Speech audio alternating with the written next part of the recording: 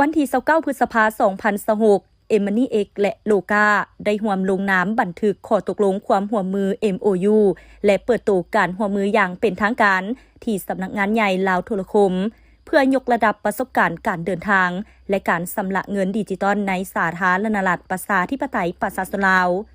โดยการเข้าร่วมเป็นสักขีพยานโดยทานสุพลจันทวิสัยผู้อำนวยการใหญ่บริษัทลาวโทรคมนาคมมหาชนพร้อมด้วยคณะผู้บริหารกลุ่มบริษัทลาวโทรคมและภาคส่วนที่เกี่ยวข้องเข้าร่วม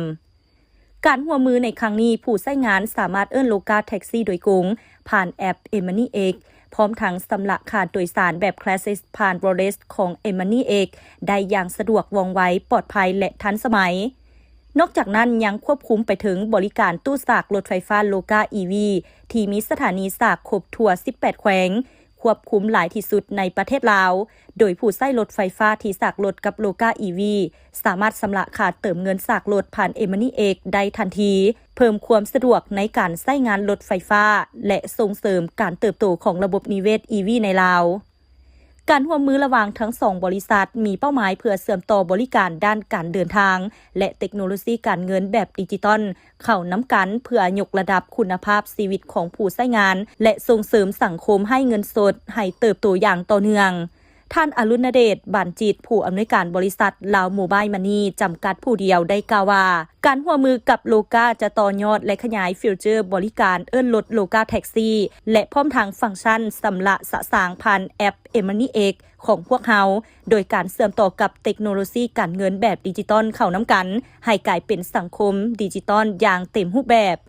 ท่านสุริโญ วงศ์ดาราผู้ร่วมก่อตั้งและผู้บริหารบริษัทโลกาจำกัดได้กล่าวว่า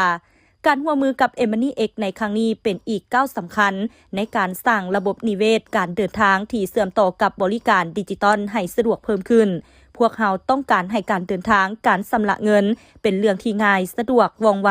และเข้าถึงได้สำหรับทุกคนสิ่งที่ผู้ใช้จะได้รับจากการร่วมมือนี้คือสามารถเอิ้นโลกาแท็กซี่พร้อมชำระค่าโดยสารแบบดิจิตอลผ่าน Money X รวมถึงสามารถชำระค่าเติมเงินสากรถไฟฟ้าโลกา EV สะดวกว่องไวปลอดภัยและทันสมัยได้ในแอปเดียวเลยพร้อมกันนี้ทั้ง2บริษัทยังจัดโปรโมชั่นพิเศษสำหรับการเปิดตัวบริการนี้พิเศษเอิ้นโลกาแท็กซี่จ่ายผ่าน Money X หับฟรี Data 1 กิกะไบต์ทันทีทั้ง2บริษัทเชื่อมั่นว่าการร่วมมือในครั้งนี้จะช่วยส่งเสริมการเติบโตของเศรษฐกิจดิจิตอลในลาวพร้อมผลักดันการพัฒนา Smart Mobility และ Smart City ในอนาคตต่อไป